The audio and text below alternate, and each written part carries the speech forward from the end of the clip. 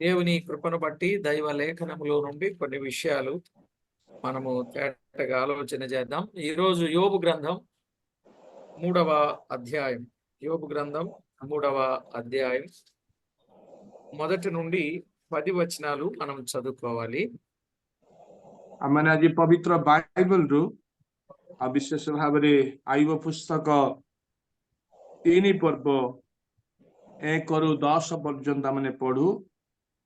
శ్రద్ధతో ప్రతివారు చూడండి. ఆ తరువాత యోబు మాటలాడ మొదలుపెట్టి తాను పుట్టిన దినమును శపించెను. యోబు ఇలాగు అనెను, నా తల్లి గర్భద్వారములను అది మూయనందుకును, నా నేత్రములకు అది బాధ మరుగు చేయనందుకును నేను పుట్టిన దినము లేకపోవునుగాక. మగపిల్ల పుట్టినని ఒకడు చెప్పిన రాత్రి లేకపోవునుగాక. ఆ దినము అంధకారమగునుగాక. పైనుండి దేవుడు దాన్ని ఎంచకుండునుగాక. వెలుగు దాని మీద ప్రకాశింపకుండునుగాక. చీకటియు గాఢాంధకారమును మరలా దానిని తమ యొద్ద తీసుకునుగాక. మేఘము దాని కమ్మునుగాక. పగలును కమ్మునట్టి అంధకారము దాని బెదిరించునుగాక.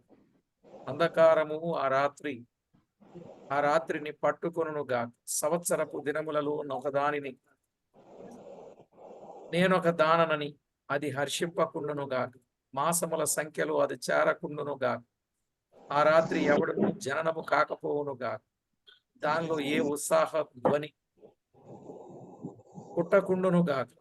దినములు అశుభ దినములని చెప్పువారు దానిని శపించుదురుగాక. భుజంగమును రేపుటకు నేర్పుగలవారు దానిని శపించుదురుగాక. అందులో సంధ్యవేళను ప్రకాశించు నక్షత్రములకు అంధకారము కమ్మునుగాక. వెలుగు కొరకు అది ఎదురు చూడగా వెలుగు లేకపోవునుగాక. అది వేకువ కనురెక్కలను చూడకుండునుగాక. పుట్టుకలోనే నేనేల చావకపోతిని, గర్భము నుండి బయలుదేరగాని నేనేల ప్రాణము విడవకపోతిని, మోకాళ్ల మీద నన్నేల ఉంచుకునిరి, నేనేల స్తనములను కుడిచి తిని, లేని ఎడల నేను ఎప్పుడు పండుకొని నిమ్మళించి ఉందును, నేను నిద్రించి ఉందును, నాకు విశ్రాంతి కలిగి ఉండును. 13వ వచనం వరకు కూడా చదువుకున్నాం. ओके आमने ओडिया रे पढ़िबा आईब पुस्तक 3 पर्व 1 ରୁ 13 पर्यंत. एथि उथरे आईब मुख फिटेई अपना जन्मदिन को साप देला.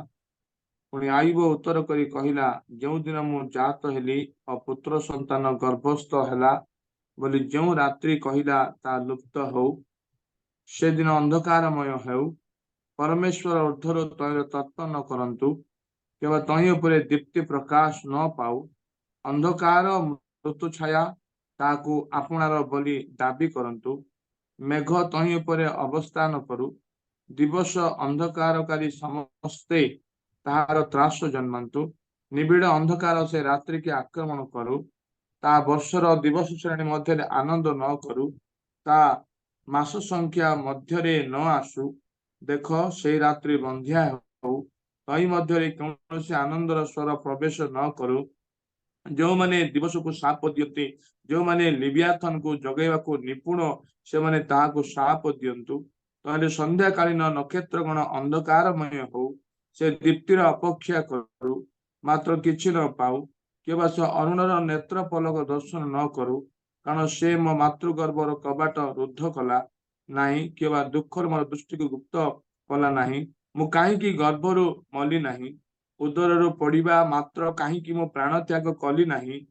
कान जुगल काहींकि मते ग्रहण कला, अबा मोहर पान निमंते स्तन्य काहींकि प्रस्तुत थिला. ता होई नथिले मु एबे शयन करी शांति रे थांती, मु निद्रित होई विश्राम रे थांती.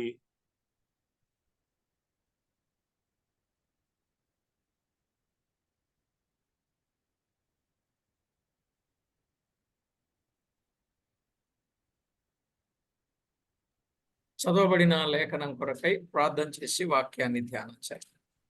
వచనైతిబా వాక్య నిమంతే ప్రార్థన కరికి ధ్యాన కరిబా.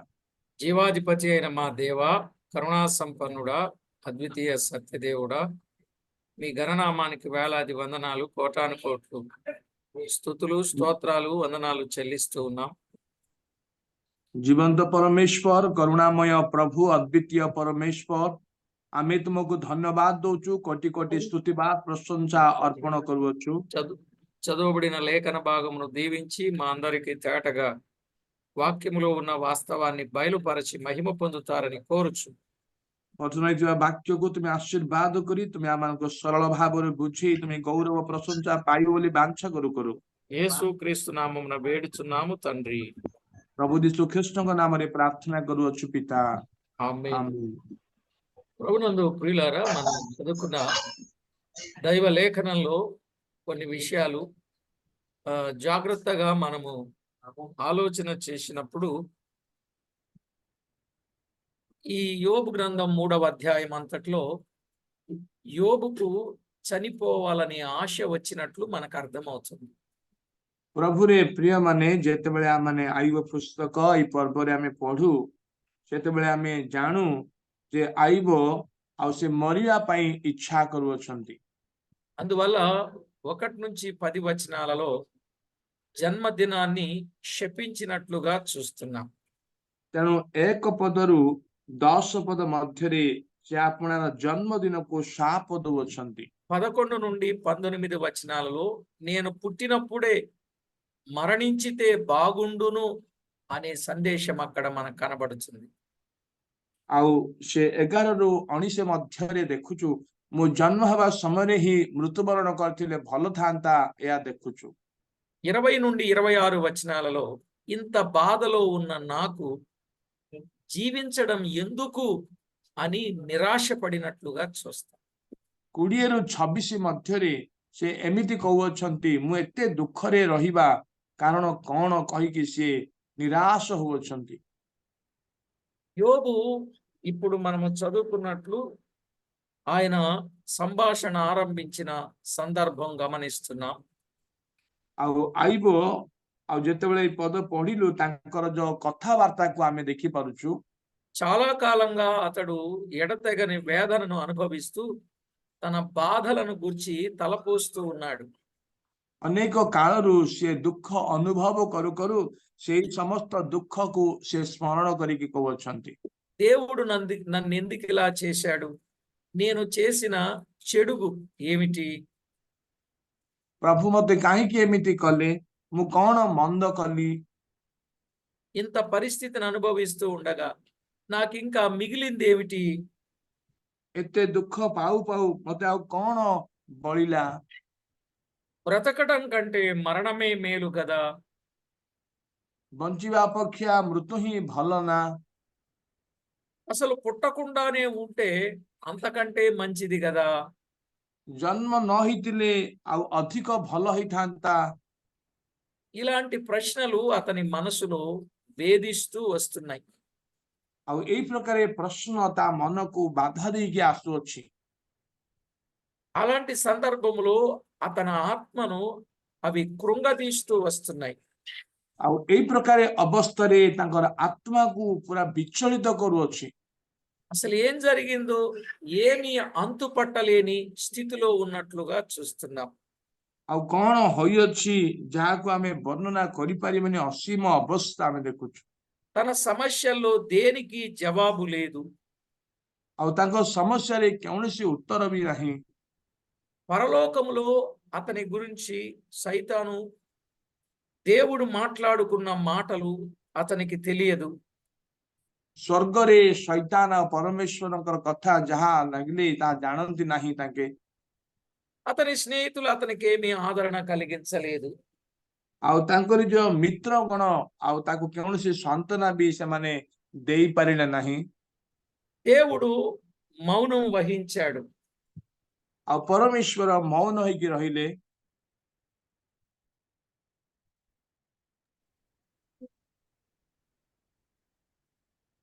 ఆ దినములలో వ్రాయబడిన వాక్యము యోబుకు లేదు. ଆଉ ସେଇ ଦିନ ଗୁଡାକରେ ଯାହା ଲେଖା ଯାଇଥିଲା ଆଇବଙ୍କୁ ନାହିଁ।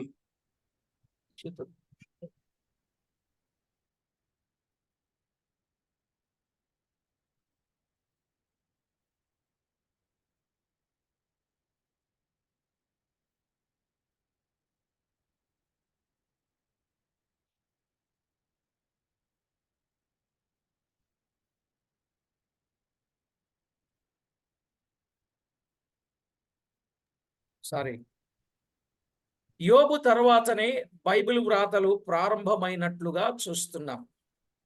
ଆଇବଙ୍କ ପରେ ହିଁ ବାଇବଲର ଲେଖା ଗୁଡାକ ଆରମ୍ଭ ହେଇଥିବା ଆମେ ଦେଖୁଅଛୁ।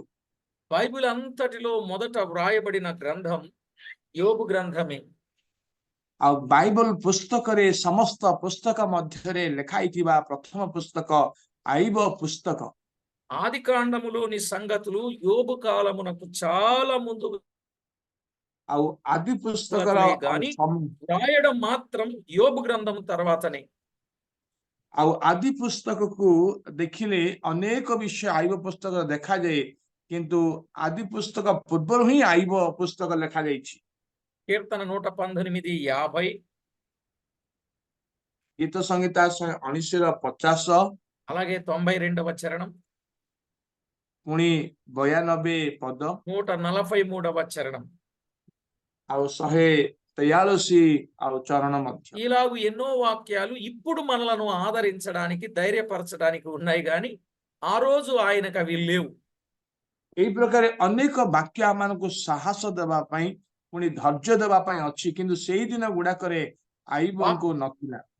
వాక్యము ఆదరిస్తుంది, బలపరుస్తుంది అనడానికి కీర్తన 91:15, ବାକ୍ୟ ବଳବାନ କରୁଛି, ସାନ୍ତ୍ୱନା କରୁଛି, ଗୀତ ସଂହିତା 50వ ତାର కీర్తన 91, 15, ସେମିତି ଗୀତ ତାର 50:15, యోహాను 16:33, ଜନ 16:33, రోమా 8:17, ରୋମିଓ ତାର 8:17, అలాగే 18వ వచనం, 28వ వచనం, 18:28 ମଧ୍ୟ, పేతురు రాసిన మొదటి పత్రిక 4వ అధ్యాయం 12, 13 వచనాలు. ପ୍ରଥମ ପିତର 4ର ତାର 12, 13 ପଦ ମଧ୍ୟ। ఇలాంటి అమూల్యమైన వాగ్దానాలు యోబుకు లేవు. এই ପ୍ରକାରେ ବହୁମୂଲ୍ୟ ଯୋଉ ପ୍ରତିଜ୍ଞା ଗୁଡାକ ଆଇବକୁ ନାହିଁ। తర్వాతనే క్రమక్రమముగా దేవుడు సత్యములను బయలుపరుస్తూ వచ్చాడు. ଆଉ ଏଇ ପ୍ରକାରେ ସେ ଧୀରେ ଧୀରେ ପରମେଶ୍ୱର ସତ୍ୟକୁ ପ୍ରକାଶ କରିକି ଆସିଲେ। యోబు దగ్గరకు వచ్చి ఆదరణ చెప్పే సహోదరులు ఎవ్వరూ లేరు. ଆଇବଙ୍କ ନିକଟକୁ ଆସିକି ସାନ୍ତ୍ୱନା ଦେବା ପାଇଁ ଭାଇମାନେ କେହି ବି ନାହାନ୍ତି। యేసేపు విషయం కూడా అంతే. ଯୋସେଫଙ୍କ ବିଷୟରେ ମଧ୍ୟ ସେତିକି। ఐగుప్తులో సంవత్సరముల తరబడి ఒంటరిగానే ఉన్నాడు. ଆଉ ଇଜିପ୍ଟରେ ମିଶରରେ ପ୍ରାୟ ବର୍ଷ ବର୍ଷ ଧରିକି ଏକାକୀ ରହିଲେ। అయినా అంత భక్తిగా, నమ్మకంగా, స్థిరంగా ఉన్నాడంటే అది ఆశ్చర్యమే. ଆଉ ଏଇ ପ୍ରକାର ଏକାକୀ ଥାଇକି ବି ଏତେ ବିଶ୍ୱସ୍ତ ହେଇକି ପୁଣି ସିଏ ଆଉ ରହିବା ଆଶ୍ଚର୍ଯ୍ୟ ବିଷୟ। అందువల్ల ఆ భక్తులు మనకెంతో చక్కని పాఠంగా, గుణపాఠంగా ఉన్నట్లు మనం అర్థం చేసుకోవచ్చు. ସେଇ ଭକ୍ତ ମାନଙ୍କ ଠାରୁ ଆମେ ଅନେକ ପାଠ ଶିଖି ପାରୁଛୁ, ଅନେକ ସଚେତନା ବି ଆମେ ପାଇପାରୁଛୁ। యోబుకున్నదల్లా తన సొంత ఆలోచనే గాని అవి అతనికి ఎలాంటి ఆదరణ ఇవ్వలేకపోయినవి. ଆଇବଙ୍କୁ ଥିବା ଯୋଉ ନିଜ ସମସ୍ତ ଚିନ୍ତା, କିନ୍ତୁ ସେଇ ଚିନ୍ତା ଗୁଡାକ ତାକୁ ସାନ୍ତ୍ୱନା ଦେଇପାରିଲା ନାହିଁ। ఎందుకనగా జరిగిన విషయాలు దేవుని గూర్చి తనకు తెలిసిన దానినంతటికి భిన్నంగా ఉన్నాయి. ଯାହା ଗୁଡାକ ଘଟି ଯାଇଛି ଆଉ ସେ ଯାହା ଚିନ୍ତା କଲା ତାଠାରୁ ଅଧିକ ଭିନ୍ନ ଅଟେ। అవన్నీ ఆలోచించినప్పుడు ఒక్కసారి యోబు హృదయం బద్దలైపోయింది. ସେଇ ସମସ୍ତ ଚିନ୍ତା କରିବା ସମୟରେ ଆଇବଙ୍କ ହୃଦୟ ଭଗ୍ନ ହେଲା। సహించలేనంతగా మనసు, శరీరము గాయపడి ఒక్కసారి బ్రద్దలైన ఆనకట్టలాగా అతని హృదయం నోరు తెరచుకొని అప్పటిదాకా బిగబట్టి ఉంచిన పరితాపము వెల్లడించి యోబు తన సొంత అభిప్రాయాన్ని తెలియబుచ్చాడనమాట. ମାନେ ଏତିକି ସମୟ ସେ ମୌନ ହେଇକି ଥିଲା, ତାପରେ ସେ ମୌନ ହେଇକି ନ ରହିକି ତା ହୃଦୟ ଫାଟି ଯାଇକି ତା ଭିତରେ ଯାହା କିଛି ଚିନ୍ତା ଥିଲା ସେ ସବୁ ସେ ଗୋଟିଏ ପରେ ଗୋଟିଏ ପ୍ରକାଶ କଲା। యోబు గ్రంథం 6వ అధ్యాయం 2-4, ଆଇବ ତାର 6:2-4, అలాగే 11-13 వచనాలు, 11-13 ମଧ୍ୟ ପଦ ମଧ୍ୟ, అలాగే యోబు గ్రంథం 7:11 కూడా చూడగలం. ଆଇବ 7:11 ମଧ୍ୟ ଆମେ ଦେଖିପାରିବା। దైవ సత్యం పరిపూర్ణంగా బయలుపరచబడిన ఈ దినాలలో ଆଉ ଯେତେବେଳେ ପ୍ରକାଶ ହୋଇଛି ଆଜି ଦିନ ଗୁଡାକରେ యోబుకు వచ్చిన ఈ భయంకర శ్రమలు, విపత్తులు, బాధలు నిజంగా సంభవించితే ଯଦି ଆଇବକୁ ଆସିବା ଏଇ ପ୍ରକାର ଦୁଃଖ କଷ୍ଟ ଯଦି ହୁଏ నిబ్బరంగా ఉండగలమా? పరిశీలించుకొని ప్రభు కొరకు శ్రమల్లో నిర్భయముగా ఉండి ఆనందించుట ప్రయోజనకరం. ଆମମାନେ ଦୃଢ ହେଇକି ରହିପାରିବା କି ହଁ ପରୀକ୍ଷା କରିକି ଆମେ ପ୍ରଭୁଙ୍କ ଠାରେ ଆନନ୍ଦରେ ଆଉ ସ୍ଥିର ହେଇକି ରହିବା ଏକ ପ୍ରୟୋଜନ ବିଷୟ। మత్తయి సువార్త 5, 11, 12లో చూడగలం. ମାଥ୍ୟୁ ତାର 5ର ଆଉ 11, 12 ପଦରେ ଆମେ ଦେଖିପାରିବା। కొరింథీయులకు రాసిన 2వ పత్రిక 8వ అధ్యాయం 12వ వచనంలో చూడగలం. ଦ୍ୱିତୀୟ କରନ୍ତି 8ର 12ରେ ଆମେ ଦେଖିପାରିବା। అదే పత్రిక 12వ అధ్యాయం 7 నుండి 10 వచనాల్లో చూడగలం. ସେଇ ପତ୍ରିକା ତାର 12 ପର୍ବ 7ରୁ 10 ମଧ୍ୟ ଦେଖିପାରିବା। ఇప్పుడు మనం చదువుకున్న వాస్తవాన్ని 1 నుండి 10 వచనాలలో ଆମେ ଯାହା ପଢିଲୁ ଆମେ ଆଉ 1ରୁ 10 ମଧ୍ୟରେ జన్మదినాన్ని శపించినట్లుగా చూస్తున్నాం. ସେ ଆପଣର ଜନ୍ମଦିନକୁ ସେ ଶାପ ଦେଉଥିବା ବିଷୟ ଦେଖୁଅଛୁ। పుట్టిన దినాన్ని శపించుట వలన ప్రయోజనమేమీ లేదు. ସେ ଆପଣର ଜନ୍ମଦିନକୁ ଯେତେବେଳେ ସେ ଶାପ ଦଉଛି କୌଣସି ପ୍ରୟୋଜନ ନାହିଁ। అక్కడ 1 నుంచి 3 వచనాలు 1ରୁ 3 ପଦ పర్যନ୍ତ, అలాగే 10వ అధ్యాయం 18, 19 వచనాలు, 10 ତାର 18, 19 ମଧ୍ୟ ଆମେ ଦେଖୁଛୁ।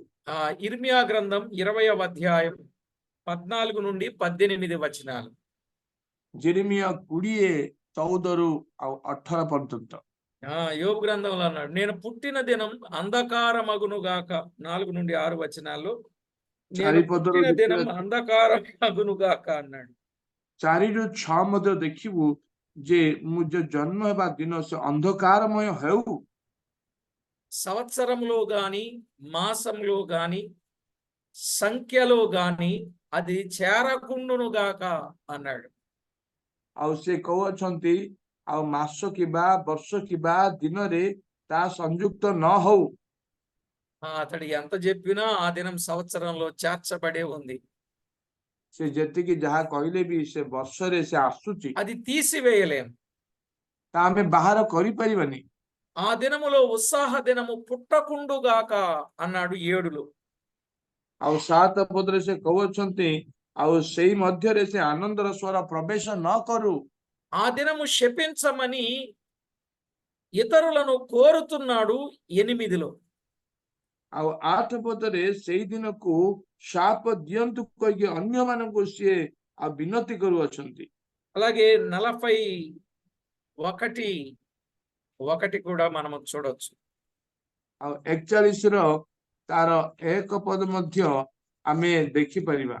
ఇక్కడున్న భుజంగం ఇది మహాముసలి అని బైబిల్ విద్వాంసులు అభిప్రాయపడ్డారు.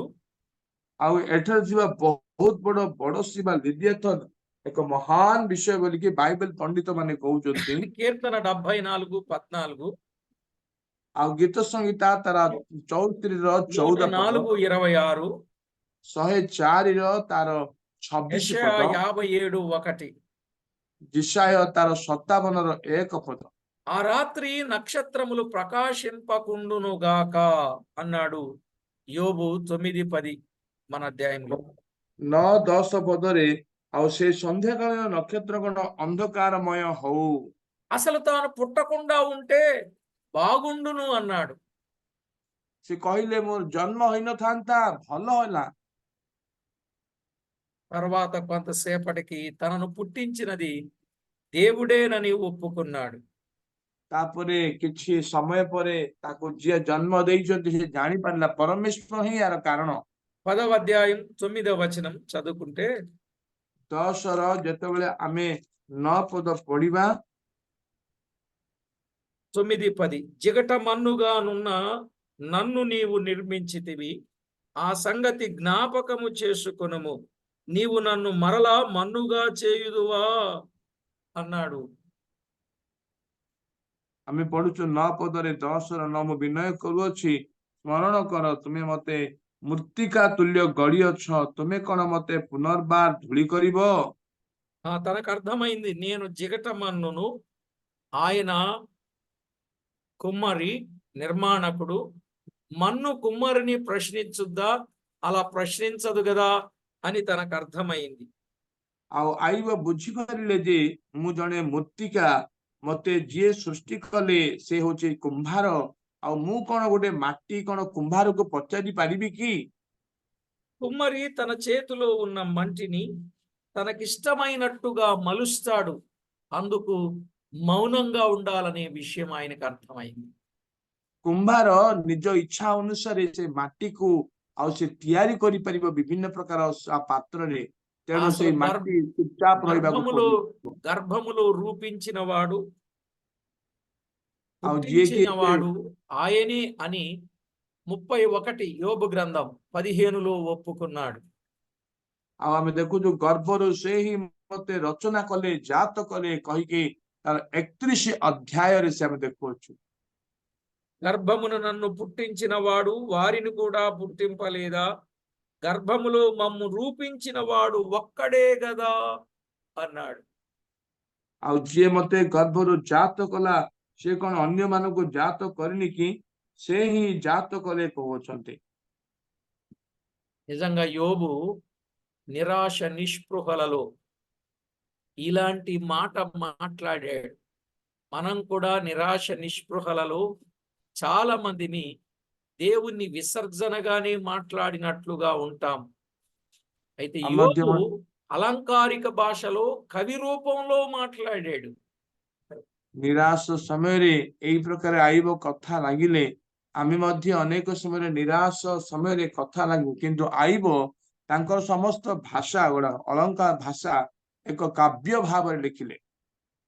కాబట్టి ప్రభునందు ప్రియులారా, ఇందున్న సంగతిని సత్యాన్ని మనము సరిగా యోచించి ప్రభువుకు మనం ఎంతో మహిమ తేవలసిన వారమై ఉన్నాం. ଯାହା ହଉ ପଛେ ଯେତିକି ହେଲେ ମଧ୍ୟ ଆମେ ସମସ୍ତେ ପ୍ରିୟ ମାନେ ପ୍ରଭୁଙ୍କୁ ଗୌରବ ଆଣିବା ଆବଶ୍ୟକ। దయచేసి ఇక్కడ మనం నేర్చుకునే పాఠం ఏమిటంటే, ఎప్పుడు కూడా దేవునికి విరోధంగా మాట్లాడకూడదు. ప్రతిదీ నీ సెలవు చేతనే నా పక్షంగా జరిగిస్తావని దేవునికి పూర్తిగా మనము సరెండర్ అవ్వాలి. ଏଥିରେ ଆମେ ଶିଖିବା ପାଠ କଣ ମାନେ ପରମେଶ୍ୱରଙ୍କର ବିରୁଦ୍ଧରେ ଆମେ କଥା ନ କହିବା ଉଚିତ, ଆଉ ଯାହା ହେଲେ ବି ପରମେଶ୍ୱର ହିଁଙ୍କ ଠାରୁ ସବୁ ହେଇଛି କହିକି ଆପଣଙ୍କୁ ସମର୍ପଣ କରିକି ସମ୍ପୂର୍ଣ୍ଣ ଭାବରେ ତାଙ୍କର ବଶୀଭୂତ ହେବା ଆବଶ୍ୟକ। మన జీవితంలో ఎదురయ్యే ఇరుకుల, ఇబ్బందుల, సమస్యల, నిందల, సహోదరులు అనబడిన వారి మన మీద చెడ్డ మాటలు పలుకుతున్నారా? ఏ పరిస్థితుల్లోనైనా ప్రభువుకే మనం అప్పగించుకోవాలి గాని మన సొంత నిర్ణయం చేసుకుని దేవునికి విరోధమైన చర్య మనం ఎన్నడూ చేయకూడదు. ଆମମାନଙ୍କ ଜୀବନରେ ଦୁଃଖରେ ହଉ, କଷ୍ଟରେ ହଉ, ବିପଦ ହଉ, ସଙ୍କଟ ହଉ, ଆମ ଭାଇ ମାନେ ମଧ୍ୟ ଆମ ବିରୁଦ୍ଧରେ ଯଦି କଥା କହୁଅଛନ୍ତି କି, କିନ୍ତୁ ଆମେ କେବେ ବି ପରମେଶ୍ୱରଙ୍କର ବିରୁଦ୍ଧ ଭାବ କଥା ନ କହିବାକୁ ପଡିବ।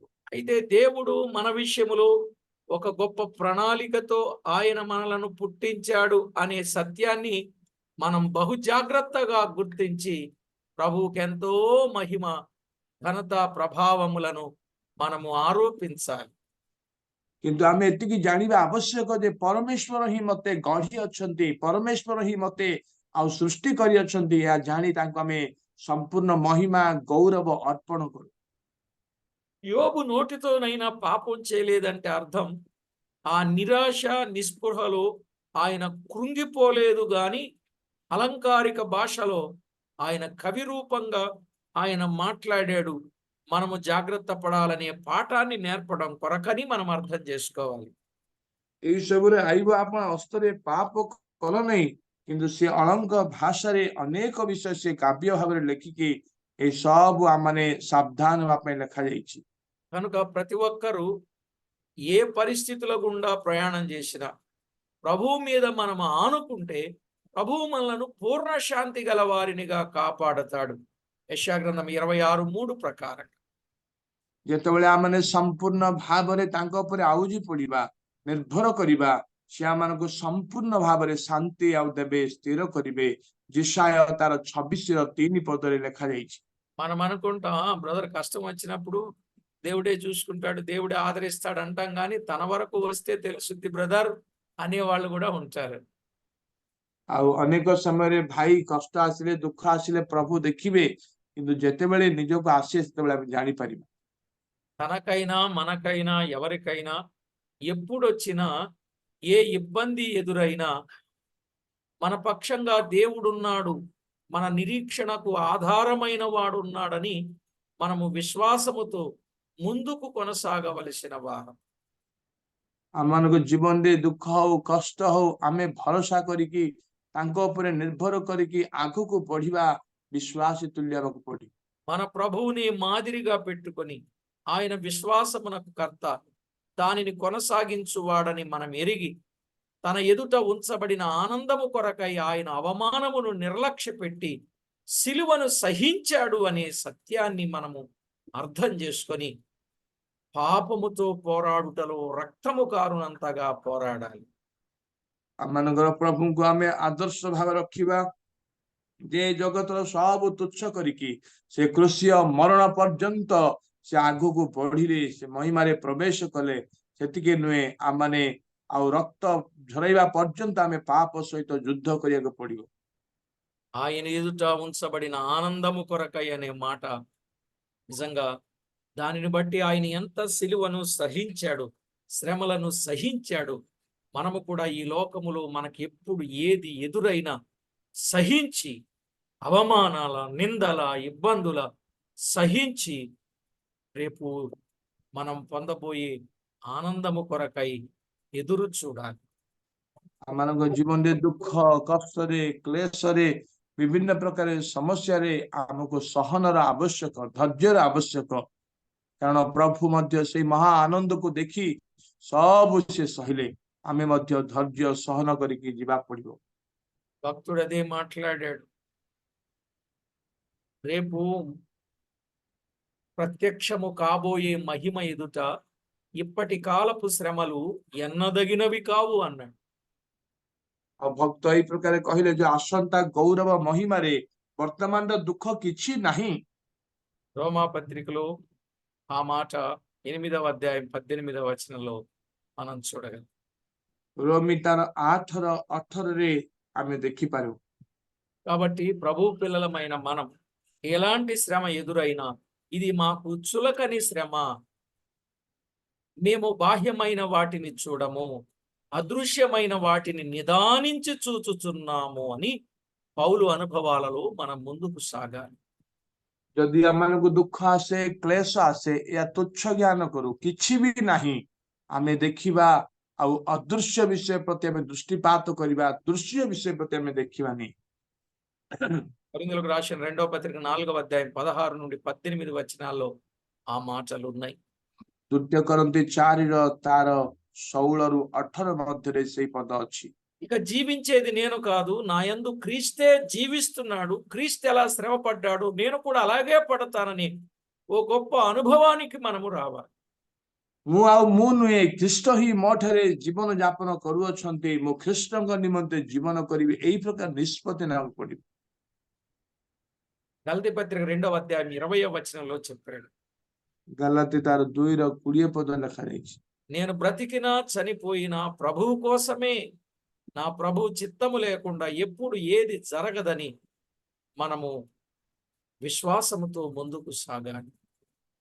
ମୁଁ ମରିବି କିମ୍ବା ବଞ୍ଚୁ, ପ୍ରଭୁଙ୍କ ନିମନ୍ତେ ବଞ୍ଚିବି, ଏ ବିଶ୍ୱାସରେ ଆମେ ଆଗକୁ ବଢିବାକୁ ପଡିବ। ఇందులో ఉన్న శ్రేష్టమైన పాఠం, ఇలాగున లేఖనాలను అర్థం చేసుకుని ప్రభువుకు మహిమ చేద్దాం, ప్రార్థన చేసుకుందాం. ఈ ପ୍ରକାର ଶ୍ରେଷ୍ଠ ପାଠ ଗୁଡାକ ଆମେ ଶିଖିବାକୁ ପଡିବ, ପୁଣି ଆମ ଜୀବନ ଦ୍ୱାରା ପ୍ରଭୁଙ୍କୁ ମହିମା ଆମେ ନେଇକି ଆସିବାକୁ ପଡିବ। ఒకవేళ ଆସନ୍ତୁ ఇప్పటి ପ୍ରାର୍ଥନା వరకు କରିବା। దేవునికి విరోధంగా నిరాశ నిస్పృహలో ఏదైనా మాట్లాడి ఉండుంటే ఆ మాట వెనక్కి తీసుకొని ప్రభు దగ్గర క్షమాపణ కోరుకొని ప్రభువుకు మహిమకరంగా జీవించడం ఎంతైనా మంచిది. ଯଦି ଆଜି ପର୍ଯ୍ୟନ୍ତ ଈଶ୍ୱରଙ୍କର ବିରୁଦ୍ଧରେ ଯଦି କିଛି କଥା କହିଛୁ, ତାହାକୁ ଆମମାନେ ଆଉ ଛାଡିଦେବା ଆଉ ପ୍ରଭୁଙ୍କର ମହିମା ନିମନ୍ତେ ବଞ୍ଚିବା। పరిశుద్ధుడవైన మా తండ్రి, పరమందు ఆసీనుడవైన మా దేవ, మీ గణనామానికి వేలాది వందనాలు, కోటాను కోట్లు స్తుతులు స్తోత్రాలు చెల్లిస్తున్నాం.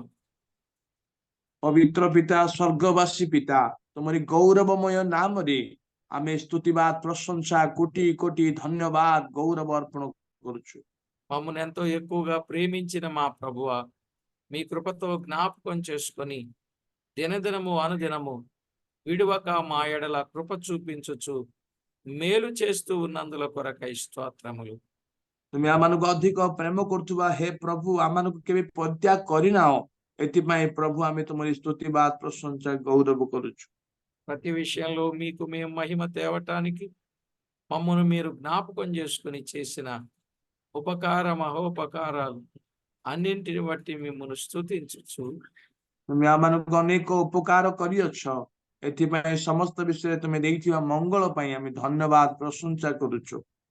మా ప్రభువు రక్షకుడైన యేసుక్రీస్తు అమూల్యమైన నామమున స్తుతించి స్తోత్రించి ప్రార్థించి మిక్కిలి వినయముగా బ్రతిమలాడి వేడుచూ ఉన్నాం మా పరమ తండ్రి. ଆମମାନଙ୍କର ପ୍ରଭୁ ତ୍ରାଣକର୍ତ୍ତା ପବିତ୍ର ପ୍ରଭୁ ଯୀଶୁ ଖ୍ରୀଷ୍ଟଙ୍କ ନାମରେ ଧନ୍ୟବାଦ ଅର୍ପଣ କରି ନିବେଦନ କରୁଅଛୁ ସ୍ୱର୍ଗସ୍ଥ ପିତା, ఆమేన్। ప్రభునందు ప్రియులారా, ప్రభు పేరట ప్రత్యేకమైన వందనాలు తెలియచేస్తూ ఉన్నాం. సంగ యోబు తన జీవితంలో ఎదుర్కొన్న ఏ పరిస్థితిలోనైనా దేవునికి విరోధంగా మాట్లాడలేదు గాని తనను తాను శపించుకున్నాడు, నాకు ఈ పుట్టిన దినమే లేకపోతే బాగుండు అని. అది ఆయన అనుభవం.